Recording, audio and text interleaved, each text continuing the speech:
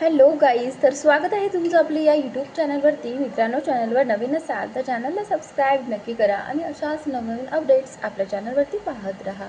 चला तर मग व्हिडिओकडे वळूयात. आलिया आपल्या रूममध्ये जाते आणि बाल्कनीत उभी राहून समोर पाहते.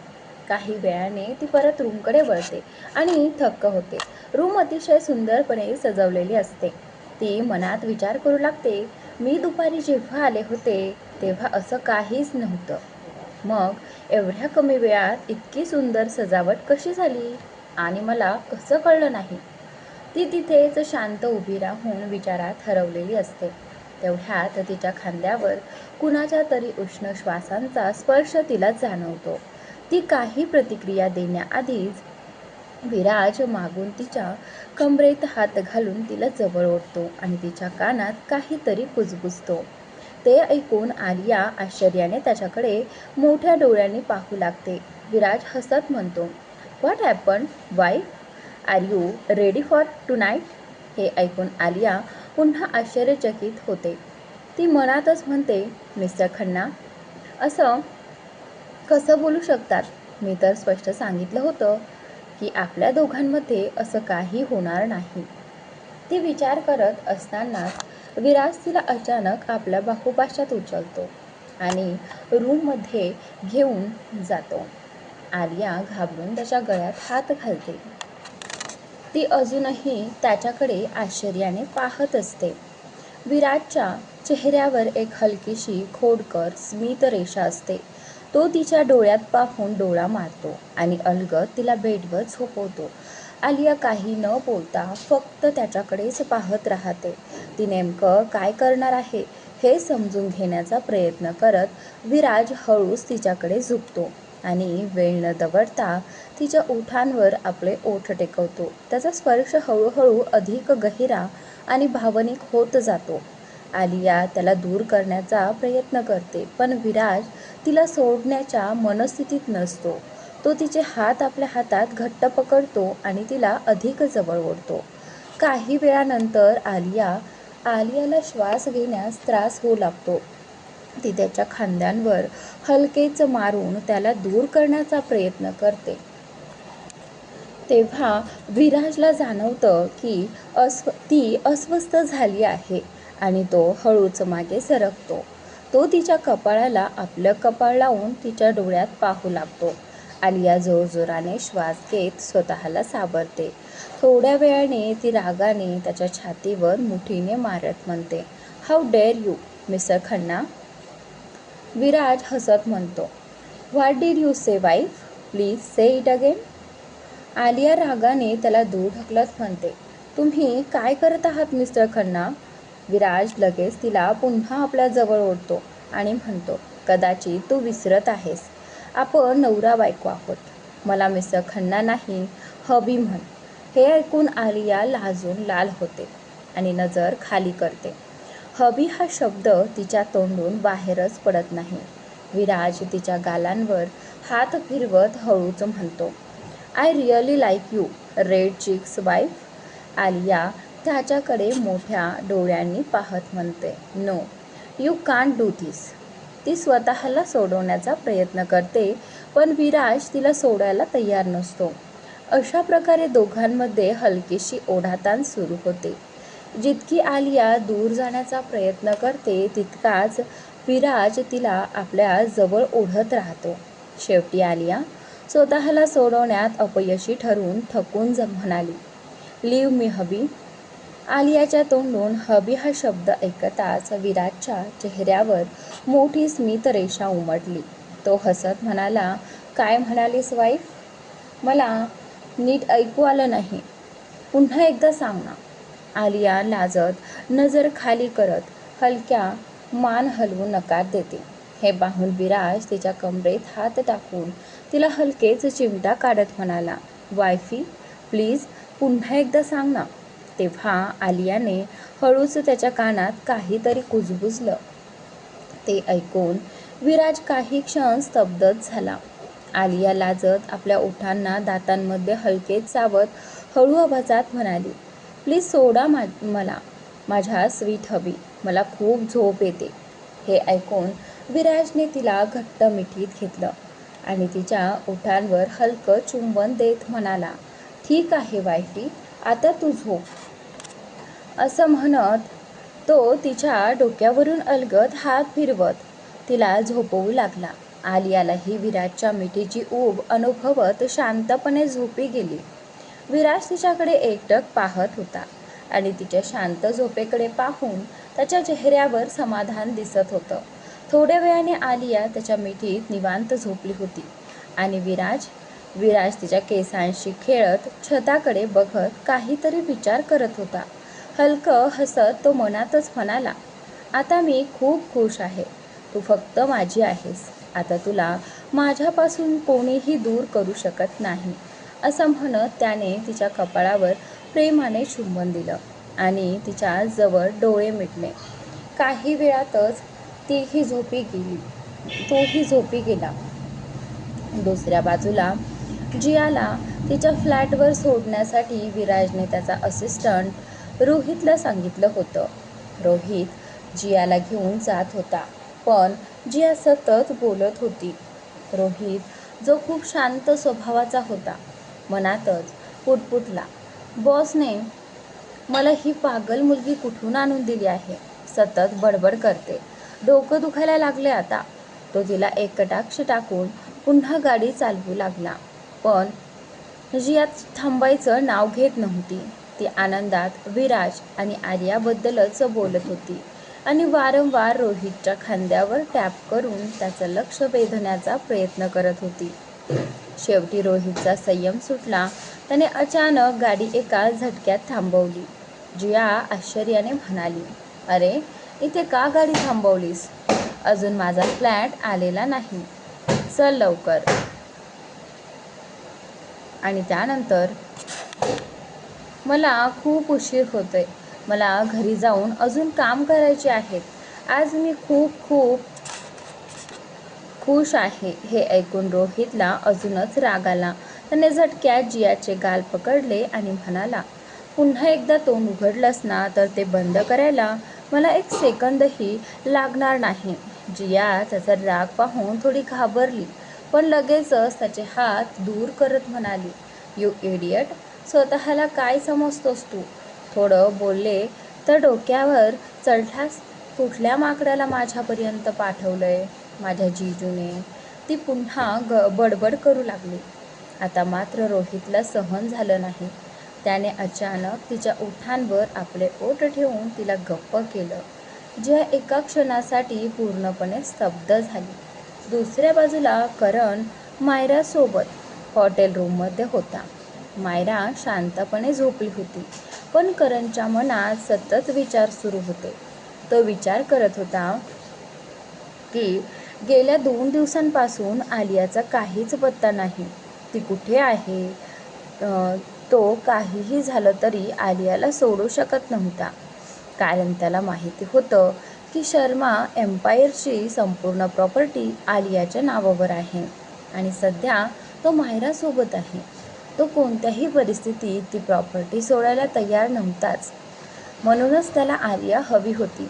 त्याने काहीही विचार न करता हळूच मायराला बेडवर झोपवलं आणि स्वतः मोबाईल घेऊन बाल्कनीत गेला. तो बाल्कनीत जाऊन आलियाला कॉल करतो. काही रिंग झाल्यानंतर समोरून कॉल कट होतो. हे पाहून करण आश्चर्यचकित झाला, कारण आजपर्यंत आलियाने कधीच करणचा कॉल कट केला नव्हता. करण विचार करू लागला, अखेर आलियाने माझा कॉल कट का केला? त्याने पुन्हा कॉल केला, पण यावेळी दुसऱ्या बाजूने काहीतरी वेगळाच प्रतिसाद ऐकून तो अजूनच हैराण झाला. तो वारंवार मोबाईलकडे पाहत होता. कॉल पूर्ण वाजला आणि अचानक कट झाला आणि लगेच फोन स्विच ऑफ झाला. करणच्या मनात शंका निर्माण झाली. आलियाने असं कधीच केलं नव्हतं. मग आज अचानक काय झालं?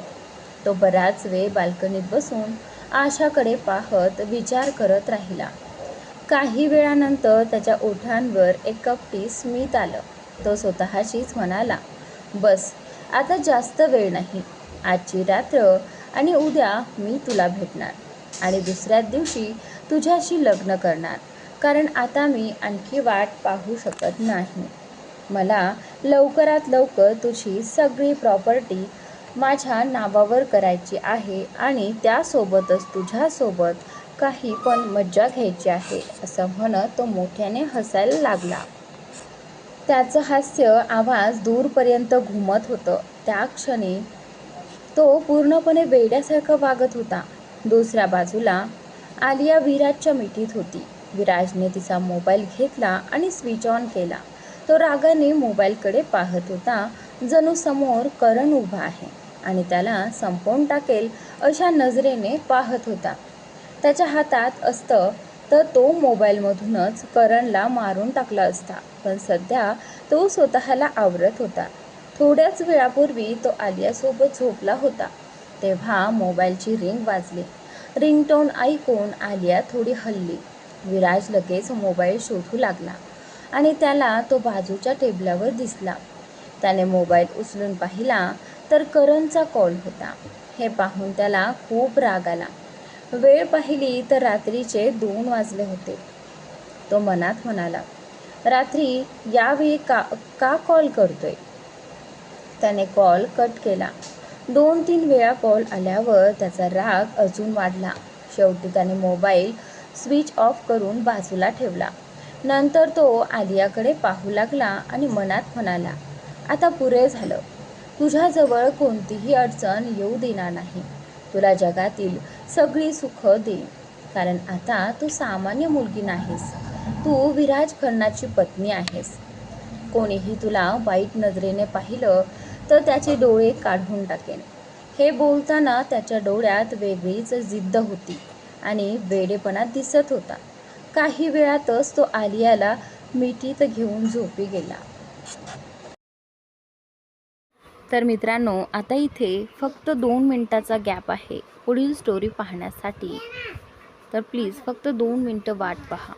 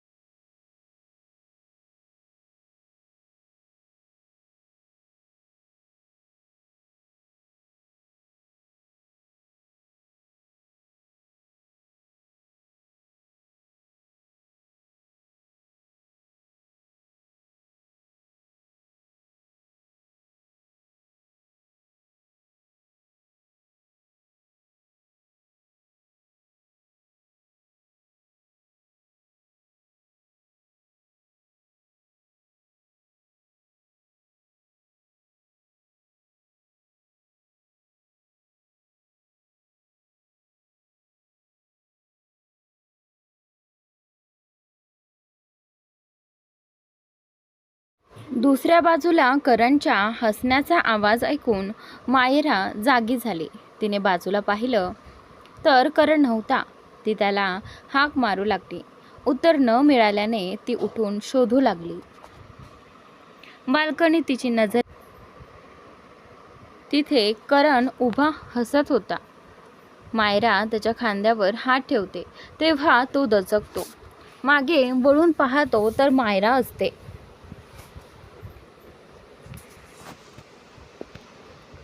ती विचारते, तू इथे काय करतोयस आणि इतकं का हसतोयस? करण म्हणाला, बेबी मला झोप येत नव्हती म्हणून तुझी झोप डिस्टर्ब करू नये म्हणून मी इथे आलोय. आणि एक जोक आठवला म्हणून हसू आलं, असं म्हणत तो तिला काही बोलण्याच्या आधीच तिच्या ओठांवर किस करतो. सकाळी आलियाची डोळे उघडले तेव्हा ती बेडवर एकटी होती. ती थोडी गोंधळी. तिला स्पष्ट आठवत होतं की ती आणि विराज एकत्र झोपले होते. ती उठणार इतक्यात दरवाजा उघडतो आणि विराज आत येतो. तो जिम करून आला होता. ब्लॅक वेस्ट आणि शॉर्ट्समध्ये पूर्ण शरीर घामाने भिजलेलं. त्या क्षणी तो अजूनच आकर्षक दिसत होता. आलियाच्या नजरा नकळत त्याच्यावर खिळल्या. त्याचे बायसेप्स आणि मजबूत शरीर पाहून तिचं हृदय जोरात धडधडू लागलं. पण जसं त्यांची नजरानजर झाली तशी ती अचानक दचकली. विराजच्या ओठांवर हलकीशी खट्या स्मितरेषा उमटली होती. तो हळूहळू आलियाच्या जवळ गेला. आलिया मात्र लाजून आपलं डोकं खाली घालून उभी होती. विराज तिच्या अगदी जवळ गेला आणि तिच्या कानाजवळ हलकेच कुजबुजला. काय झालं वायफी? मी फक्त तुझाच आहे. तू मला मनसोक्त पाहू शकतेस, अगदी स्पर्शही करू शकतेस. तो तुझा हक्क आहे. असं म्हणत त्याने तिचा हात धरून स्वतःकडे ओढलं. विराजचं बोलणं ऐकून आलिया पूर्णपणे लाजून गेली. ती गोंधळून पटकन त्याच्यापासून दूर होत होती. म्हणाली, हे काय बोलताय तुम्ही? मला जाऊ द्या, मला वॉशरूममध्ये जायचं आहे. असं म्हणत ती वॉशरूमकडे वळली. तेवढ्यात विराजने तिचा हात पकडला आणि तिला परत ओढत म्हणाला, का नाही आपण थोडा वेळ वाचवण्याचा विचार करू. काय म्हणतेस वायफी? आलिया गोंधळून त्याच्याकडे पाहू लागली. तिच्या चेहऱ्यावर प्रश्नचिन्ह होतं. विराज हसत म्हणाला, अगं किती निरागस आहेस तू. माझा अर्थ असा आहे की आपण दोघं एकत्र वॉशरूममध्ये जाऊन शॉवर घेऊ, म्हणजे वेळ आणि पाणी दोन्ही वाचेल. हे ऐकताच आलिया लाजून लालबुंद झाली. तिला काय बोलावं कळेना. ती त्याच्याकडे रागाने पाहत म्हणाली, तुम्हाला समजत नाही का? मी किती वेळा सांगितलंय की माझ्यापासून थोडं लांब राहा. जरी ती असं म्हणत होती तरी तिच्या डोळ्यांमध्ये काहीतरी वेगळंच दिसत होतं. विराजला ते स्पष्ट जाणवत होतं. तिचा चेहरा टमाट्यासारखा लाल झाला होता. रागाने ती लाजेने हे कळणं कठीण होतं. विराज तिच्याकडे पाहून हसला. तो पुढे आला आणि तिच्या गालावर हलकासा चावा घेत म्हणाला, तू नेहमीच खूप सुंदर दिसतेस वायफी, रागात तर अजूनच जास्त. असं म्हणत तो हसत वॉशरूममध्ये गेला. आलिया मात्र जागेवरच थिजून उभी राहिली. काही वेळानंतर तिला शुद्ध आली आणि ती नकळत आपल्या गालावर हात ठेवत उभी राहिली. आरशात स्वतःकडे पाहताना ती हलकेच हसू लागली. पण का हसते हे तिलाच कळत नव्हतं. तिला अजूनही हे जाणवत नव्हतं की ती हळूहळू विराजच्या प्रेमात गुंतत चालली आहे. दरम्यान विराज वॉशरूममध्ये गुणगुणत शॉवर घेत होता. त्याच्या चेहऱ्यावर एक आकर्षक स्मित होतं. अर्ध्या तासानंतर तो बाहेर आला. पण आलिया रूममध्ये नव्हती. ती दुसऱ्या रूममध्ये शॉवर घ्यायला गेली होती. विराज तयार होऊन सूट घालून बाहेर आला. तो ऑफिसला जाण्यासाठी पूर्ण तयार होता. तेवढ्यात आलिया रूममध्ये आली. तिने पिंक रंगाची साधी साडी नेसली होती. हलकं काजळ, कपाळावर सिंदूर, गळ्यात मंगळसूत्र. ती अगदी नववधूसारखी दिसत होती. विराज तिच्याकडे एकटक पाहत राहिला. तो मनात म्हणाला, अजून किती रूप आहे तुझी वायफी? रोज नवं रूप दाखवतेस. मी स्वतःला किती दिवस आवरणार? आलिया त्याच्या समोर येत चुटकी वाजवत म्हणाली, कुठे हरवलात? ऑफिसला नाही जायचं का? विराज भानावर येत तिच्या कमरेत हात घालत म्हणाला, मन तर आहे आज ऑफिसला जाऊच नाही, इथेच थांबावं तुझ्यासोबत. आलिया लाजली, पण लगेच त्याला दूर ढकलत म्हणाली, असं काही विचारूही नका. चला खाली या, नाश्ता तयार आहे. असं म्हणत ती खाली गेली. विराज हसत म्हणाला, उफ वायफी, अजून किती छळशील? खाली आलिया नाश्ता लावत होती. विराज खाली आला तेव्हा तो म्हणाला, काय झालं वायफी, तू अजून नाश्ता केला नाहीस? आलिया गडबडून म्हणाली, मी करणारच होते, तुमची वाट बघत नव्हते. विराजची नजर मात्र तिच्या गुलाबी ओठांवर खिळली होती. थोड्याच वेळा दोघे डायनिंग टेबलवर बसून नाश्ता करत होते. विराज अतिशय आनंदाने नाश्ता करत होता. तो हसतच मेडला बोलावून म्हणाला, वा शांती काकू, आज तर खूपच चविष्ट नाश्ता बनवला आहे तुम्ही. शांती काकू हलकेसे हसत म्हणाल्या, बाळा, आज नाश्ता मी नाही बनवला, तो तर आपल्या सुनेने आलियाने स्वतःच्या हाताने बनवला आहे. आज तिची पहिली रसोई आहे, म्हणून तिनेच नाश्ता करण्याचा आग्रह धरला. शांती काकूंचं हे बोलणं ऐकताच विराजने एक कटाक्ष टाकत शेजारी बसलेल्या आलियाकडे पाहिलं, पण काहीच बोलला नाही आणि पुन्हा शांतपणे नाश्ता करू लागला. इकडे आलिया मात्र विराज तिची कधी स्तुती करेल याची वाट पाहत होती, पण विराजच्या तोंडून तिच्या कौतुकाचा एकही शब्द बाहेर आला नाही. त्यामुळे आलियाच्या मनात त्याच्यावर खूप राग येत होता. ती मनातच पुटपुटली, काय खडूस माणूस आहे हा. काकूंची स्तुती करायला त्यांना किचनमधून बाहेर बोलावलं, पण जसं कळलं की नाश्ता त्याच्या बायकोने बनवला आहे, तसं एक शब्दही कौतुकाचा बोलला नाही. अगदी खडूसच आहे. तिथे विराज मात्र नाश्ता करत करत हलकेच हसत होता. जणू काही त्याला आलियाच्या मनातले सगळे विचार कळले होते. थोड्याच वेळात दोघे नाश्ता करून विलातून बाहेर पडले आणि कारमध्ये जाऊन बसले. दोघेही आपल्या आपल्या कामासाठी निघाले होते. आलिया तिच्या ऑफिसकडे जात होती आणि विराज त्याच्या ऑफिसकडे. तोपर्यंत आलियाने आपले कपडे बदलले होते. तिने केस असे बांधले होते की कपाळातील सिंदूर कोणालाही दिसू नये आणि मंगळसूत्रही तिने दुपट्ट्याच्या आत लपवून ठेवलं होतं. विराज अजूनही आलियाशी काही बोलत नव्हता. तो आपल्या लॅपटॉपमध्ये महत्त्वाचं काम करत होता आणि आलिया रागाने फुगलेला चेहरा करून खिडकीबाहेर पाहत बसली होती. त्या क्षणी कारमध्ये पूर्ण शांतता पसरली होती. फक्त लॅपटॉपवर चालणाऱ्या बोटांच्या टायपिंगचा आवाज ऐकू येत होता. तीच आलिया रागाने कधी विराजकडे कटाक्ष टाकून पाहायची, तर कधी तो तिच्याकडे लक्ष देत नाही हे पाहून पुन्हा खिडकीबाहेर नजर वळवायची.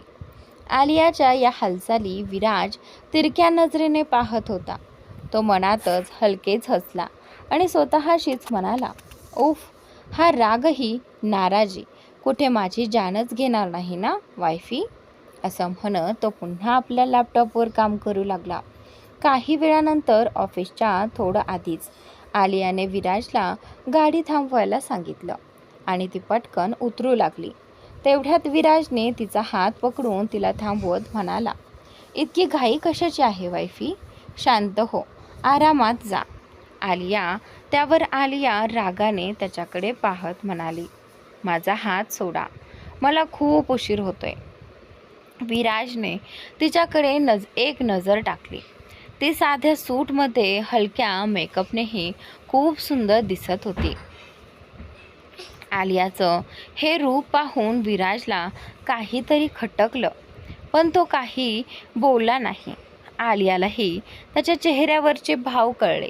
ती काही न बोलता हात सोडवून पटकन गाडीतून उतरली. विराजही तिला जाताना पाहत राहिला, पण काही बोलला नाही. काही सेकंदातच त्याची गाडी वेगाने पुढे निघून गेली. आलिया ऑफिसमध्ये पोहोचली आणि आपल्या केबिनमध्ये बसून रागाने लॅपटॉपवर काम करू लागली. तिचा राग अजूनही शांत झाला नव्हता. तेवढ्या तिची मैत्रीण जिया आली आणि हसत म्हणाली, काय झालं? चेहरा एवढा फुगलेला का आहे? वाटतंय काल रात्री जिजूंनी झोपू दिलं नाही तुला.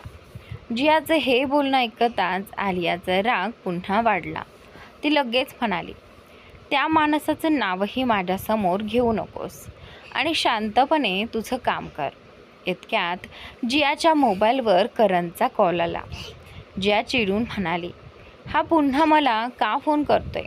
आलिया आश्चर्याने तिच्याकडे पाहू लागली. जियाने मोबाईल दाखवला. स्क्रीनवर करण नाव चमकत होतं. आलियाने लगेच स्वतःचा मोबाईल पाहिला. तो स्विच ऑफ होता. तिने तो ऑन केला आणि जियाच्या फोनवर आलेला कॉल उचलला. फोन उचलताच दुसऱ्या बाजूने करणचा रागाने भरलेला आवाज आला, व्हेअर आर यू आलिया? तुझा फोन का बंद होता? काय चाललंय तुझ्या डोक्यात? आलिया खूप रागात आला, पण तिने स्वतःला सावरत शांतपणे सांगितलं. आलियाला खूप राग आला, पण तिने स्वतःला सावरत शांतपणे सांगितलं, शांत हो करण. काल रात्री फोन पडला होता, त्यामुळे बॅटरी संपली. आता चार्जला लावला आहे. हे ऐकताच करण शांत झाला आणि म्हणाला, आलिया, मला आता अजून वाट पाहायची नाही. मला उद्याच तुझ्याशी लग्न करायचं आहे. हे ऐकून आलिया थक्क झाली. काही क्षण शांत राहून ती म्हणाली, ठीक आहे करण, तुला जे हवंय तसं होईल. करण आनंदाने म्हणाला, खरंच तू माझ्याशी लग्न करायला तयार आहेस? आलिया हसत म्हणाली, ऑफकोर्स, आपण एकमेकांवर प्रेम करतो, पण लग्न तर होणारच ना. काही वेळ बोलल्यानंतर कॉल कट झाला. दरम्यान करण हॉटेलमध्ये होता. तो हसत बाल्कनीतून आत आला. मायरा बेडवर पडलेली होती. ती म्हणाली, काय झालं? खूप खुश दिसतोयस. जणू काही खजिना सापडला आहे. करण तिच्या जवळ येत म्हणाला, असं समजून घे, जर माझा प्लॅन यशस्वी झाला तर मला खूप मोठा खजिना मिळणार आहे. हे म्हणत तो वॉशरूममध्ये गेला. मायराला संशय आला. करण वॉशरूममध्ये जाताच तिने त्याचा फोन तपासला आणि कॉल रेकॉर्डिंग ऐकली. आलिया आणि करणमधलं सगळं ऐकून ती संतापली. ती मनातच म्हणाली, मी पाहतेच आलिया, तुझ्या आयुष्यातली प्रत्येक खुशी काढून घेईल. करण फक्त माझाच आहे. दुसऱ्या बाजूला आलिया ऑफिसमध्ये काम करत होती. तेवढ्यात तिच्या मोबाईलवर सतत मेसेज येऊ लागले. त्यानंतर आलियाने नाखुशीने आपलं लॅपटॉपवर चालू असलेलं काम बंद केलं आणि लॅपटॉप बाजूला ठेवून मोबाईल तपासू लागली. मोबाईलवर आलेला मेसेज पाहताच तिच्या चेहऱ्यावरील भाव बदलले आणि तिच्या ओठांवर पुन्हा एक खट्याळ स्मित उमटलं. आलिया हलक्या हसत म्हणाली, वाईट नाहीये लहान बहिणी, पण आता याला काही अर्थ नाही. तू तुझ्या जवळच ठेव. असं म्हणत तिने काहीतरी विचार करून मायराला मेसेज पाठवला. दुसऱ्या बाजूला मायरा अजूनही हॉटेलच्या रूममध्ये बसली होती. ती वाईनचा घोट घेत हसत होती आणि काहीतरी धोकादायक विचार करत होती. काही सेकंदांनी तिचा मोबाईल वाजला. मेसेज नोटिफिकेशन होतं. तिने मेसेज पाहिला आणि पुन्हा हसू लागली. ती म्हणाली, मला माहिती होतं तुझं उत्तर असंच असेल आलिया. मी तुझी वाट पाहते आहे.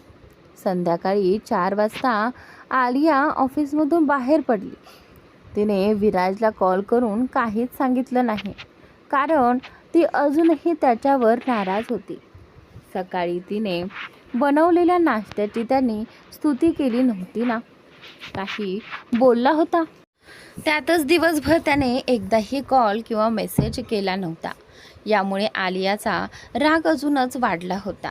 त्याचवेळी विराज ऑफिसमध्ये इतका व्यस्त होता की त्याला आलियाला कॉल करण्यासाठी वेळच मिळाला नाही. पण त्याचं पूर्ण लक्ष आलियावरच होतं. आलियाला याची काहीच कल्पना नव्हती. जरी तो तिच्यापासून दूर होता तरीही तो तिच्यावर लक्ष ठेवून होता, कारण तो तिच्याबाबत कोणताही धोका पत्करू इच्छित नव्हता. त्याला नको होतं की त्याच्या गैरहजेरीत आलियाला काहीही अपाय व्हावा. संध्याकाळी 4 वाजता हायड्रो कॅफे, काल्पनिक नाव, त्याच्या प्रायव्हेट रूममध्ये मायरा स्टाईलमध्ये बसून कोणाची तरी वाट पाहत होती. काही वेळाने दरवाजा उघडून एक मुलगी आत आली आणि ती म्हणजे आलिया होती. मायरा तिरक्या हसत म्हणाली, welcome my dear sister, come and seat. Alia काहीही न बोलता जाऊन खुर्चीवर बसली, पण ती पूर्ण शांत होती. मायरा हसत म्हणाली, खूप दिवस झाले होते म्हणून वाटलं माझ्या मोठ्या ताईशी थोड्या गप्पा माराव्यात. आलिया अजूनही शांत होती. ती फक्त मायराकडे एकटक पाहत होती. मायराला तिचं हे शांत राहणं त्रासदायक वाटत होतं, पण तिने स्वतःचा राग आवरला आणि म्हणाली, मी तुला फोटो पाठवले होते. आता तुला समजलं असेल ना, मी आणि करण किती जवळ आहोत. खरं तर मायराने मुद्दाम आलियाला जळवण्यासाठी करणसोबतचे खूप जवळचे फोटो पाठवले होते. आलिया अजूनही काही बोलत नव्हती.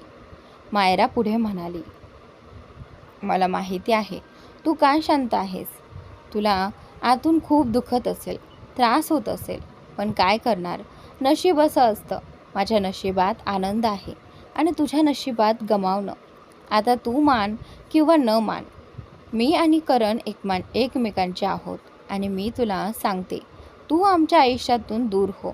इतका वेळ शांत असलेली आलिया हसली. तिने टेबलवरचं पाणी घेतलं, घोट घेतला आणि म्हणाली, म्हणजे तू म्हणतेस की मी त्याच्यापासून दूर जावं, आणि जर मी नाही मानलं तर तू काय करशील. हे ऐकताच मायरा रागाने टेबलवर हात आपटत म्हणाली, तुला लाज वाटत नाही का. तुझा होणारा नवरा माझ्यासोबत रात्र घालवतो. हे ऐकून आलियाने पुन्हा खट्याळ हसू केलं आणि म्हणाली, लाज मला वाटायला हवी की तुला. स्वतःच्या मोठ्या बहिणीच्या होणाऱ्या नवऱ्यासोबत संबंध ठेवतेस. विचार कर लिटल सिस्टर. मायराला हे खूप लागलं. ती रागाने आलियाकडे चालून आली आणि त्यानंतर तेवढ्यात आलिया शांतपणे म्हणाली, एकदा नीट विचार कर, नाहीतर हे फोटो लीक करायला मला 1 सेकंदही लागणार नाही. जे फोटो तू मला दाखवून मिरवत होतीस त्याने तुझंच नुकसान होईल. लोक तुझ्याबद्दल काय बोलतील हे तुला माहितीच आहे. हे म्हणत आलियाने हलकं डोळा मारला. काही वेळानंतर आलिया मायराकडे पाहत पुन्हा म्हणाली, आणि जर तुला हे माहीत नसेल तर मी सांगते, अशा बायकांना रखेल म्हणतात. समजलं का माझी लिटल सिस्टर. असं म्हणत आलियाने मायराच्या गालावर हलकं थोपटलं. हे ऐकताच मायराचा राग 7व्या आसमानाला पोहोचला. ती रागाने उठली आणि आलियाच्या गालावर थप्पड मारण्यासाठी हात उचलला, पण त्याच वेळी आलियाने तिचा हात घट्ट पकडला आणि मागे वळत म्हणाली, मी सांगितलं ना, असा विचारही करू नकोस, नाहीतर अशी अवस्था करेन की आयुष्यभर माझ्यासमोर यायला 1000 वेळा विचार करशील. हे ऐकून मायरा म्हणाली, हे तू बरोबर करत नाहीस. आलिया हसत म्हणाली, मी आता काही करण्याआधी चांगलं वाईट विचार करत नाही. तो काळ गेला जेव्हा मी हे सगळं विचार करायचे. आता जी आलिया तुझ्यासमोर उभी आहे ती पूर्ण बदलली आहे. Little sister, okay bye. आपली मीटिंग संपली. असं म्हणत ती लगेच खुर्चीतून उठली आणि बाहेर जायला लागली. पण मायराचे काही शब्द ऐकून ती जागेवरच थांबली. दुसऱ्या बाजूला करण ऑफिसमध्ये बसून घाईघाईने आपली सगळी कामं पूर्ण करत होता. त्याने सगळी योजना तयार केली होती. आपल्या असिस्टंटला त्याने सांगितलं होतं की उद्या कोर्टात लग्नासाठी सगळी तयारी करून ठेवावी, जेणेकरून ते तिथे पोहोचताच वेळ न दवडता लग्न होईल. असिस्टंटही त्याच्या बॉसचं बोलणं ऐकून लगेचच निघून गेला. करण खुर्चीवर मागे रेलून डोकं टेकवत हसत म्हणाला, फक्त एक रात्र अजून आणि उद्यापासून तू माझ्या मिठीत असशील. आलिया, तुला माहिती नाही, फक्त तुझे पैसेच नाही तर तुलाही स्वतःचं बनवण्याचं वेड आहे मला. तुझ्यासोबत खेळण्यासाठी आणि तुला मिळवण्यासाठी खूप तडफडलोय. आता नाही थांबणार. उद्याची रात्र फक्त आपली असेल. त्यानंतर तू माझ्यापासून कधीही दूर जाऊ शकणार नाहीस. तू पूर्णपणे माझ्या जाळ्यात अडकली आहेस आलिया. आता तुझं काय होणार? असं म्हणत तो जोरात हसू लागला. तिथेच विराटच्या ऑफिसमध्ये 4 तासांची मीटिंग संपल्यानंतर तो आपल्या केबिनमध्ये येऊन बसला होता. त्याने लॅपटॉप ऑन केला आणि काहीतरी काम सुरू करताच स्क्रीनवर दिसणाऱ्या दृश्यामुळे त्याच्या डोळ्यात राग उसळला. तो एकटक त्या दृश्याकडे पाहत राहिला. हळूहळू त्याचे डोळे लाल होऊ लागले. वातावरणही थंड होत चाललं होतं. त्याच्यासमोर उभा असलेला माणूस घाबरून थरथरत होता आणि मनात म्हणाला, अचानक या राक्षसाला कोणी जागं केलं. विराज रागाने उठला आणि असिस्टंटला आदेश देत म्हणाला, जा गाडी काढ. असं म्हणत तो तिथून बाहेर निघून गेला. काही वेळानंतर आलिया कोणत्याही भावनांशिवाय कॅफेतून बाहेर आली. तेवढ्यात तिच्यासमोर एक कार येऊन थांबली. कार पाहताच ती क्षणभर थबकली. कारची खिडकी खाली झाली आणि तिची नजर ड्रायव्हिंग सीटवर बसलेल्या विराजवर गेली. विराज कोणताही भाव न दाखवता पुढे पाहत होता. तो थंड आवाजात म्हणाला, कम अँड सीट. आलिया काहीही न बोलता त्याच्या शेजारी जाऊन बसली. ती बसताच विराजने गाडी वेगाने पुढे चालवली. गाडीत पूर्ण शांतता होती. दोघेही काही बोलत नव्हते. थोड्या वेळाने आलिया विराजकडे पाहते, काही बोलायचं ठरवते, पण त्याच्या चेहऱ्यावरचा राग पाहून थांबते. विराज गाडीचा वेग वाढवत होता. आलियाला भीती वाटत होती, पण तिच्या मनात प्रश्न होता. विराजला तिच्याबद्दल इथे कसं कळलं? तिला समजलं की त्याने नक्कीच तिच्यावर कोणाला तरी नजर ठेवायला लावलं आहे. ती शांतच राहिली. सुमारे 15 मिनिटांनी विराजने गाडी एका बंगल्यासमोर थांबवली. आलियाने तो बंगला पाहिला आणि तिला एक विचित्र भावना आली, कारण ती इथे कधीच आली नव्हती. विराज गाडीतून उतरला आणि न पाहताच म्हणाला, बाहेर ये. तो आत निघून गेला. आलिया शांतपणे त्याच्या मागे गेली. दोघेही आत जाऊन सोफ्यावर समोरासमोर बसले. विराजने खिशातून सिगारेट काढली आणि ओढू लागला. हे पाहून आलियाला वाईट वाटलं. ती उठली, त्याच्या जवळ गेली आणि त्याच्या तोंडातून सिगारेट काढून फेकली. ते पाहताच विराजने तिचा हात पकडून तिला आपल्या जवळ ओढलं. आलिया त्याच्या मांडीवर येऊन पडली. विराज तिच्या कमरेभोवती हात ठेवत रागाने म्हणाला, काय झालं वायफी? तुला वाटत नाही का की तुला काहीतरी समजावून सांगायला हवं? आलिया रागाने तोंड वळवते आणि काही बोलत नाही. हे पाहून विराज एक खोल श्वास घेतो. स्वतःला शांत करण्याचा प्रयत्न करतो आणि तिच्या गालाजवळ येत हळू आवाजात म्हणतो, काहीतरी बोल ना वायफी. थंडगार वातावरण होतं आणि त्या थंडीतली जाणीव आलियाला स्पष्टपणे होत होती. आलिया विराजचं बोलणं ऐकून काहीतरी म्हणते. ते ऐकून विराज क्षणभर दचकलाच. आलियाने असं करताच विराज लगेच तिचे हात घट्ट पकडतो आणि तिला स्वतःकडे ओढतो. त्यामुळे आलिया एका झटक्यात विराजच्या मांडीवर येऊन पडते. विराज तिच्या कमरेभोवती हात गुंडाळत थोड्या रागाने म्हणाला, व्हॉट हॅपन्ड वायफी? तुला नाही वाटत तू काहीतरी समजावून सांगायला हवं? आलिया ओठ फुगवून दुसऱ्या बाजूला चेहरा वळवते आणि काहीच बोलत नाही. हे पाहून विराज स्वतःचा राग आवरत एक खोल श्वास घेतो आणि तिच्या गालाजवळ हलके स्पर्श करत म्हणतो, काहीतरी बोल ना वायफी. त्याचा आवाज खूपच थंड आणि गंभीर होता, जो आलियाला स्पष्ट जाणवत होता. आलिया त्याचा राग पाहून स्वतःचा राग बाजूला ठेवते आणि सगळं काही त्याला सांगू लागते. विराज जसजसं तिचं बोलणं ऐकत जातो तसतसं त्याच्या चेहऱ्यावरचे भाव बदलू लागतात आणि तिच्या कमरेवरील त्याची पकड आणखी घट्ट होते. काही वेळाने आलिया सगळं सांगून संपवते तेव्हा विराज शांत पण थंड आवाजात विचारतो, खरंच तू त्याच्याशी लग्न करणार होतीस?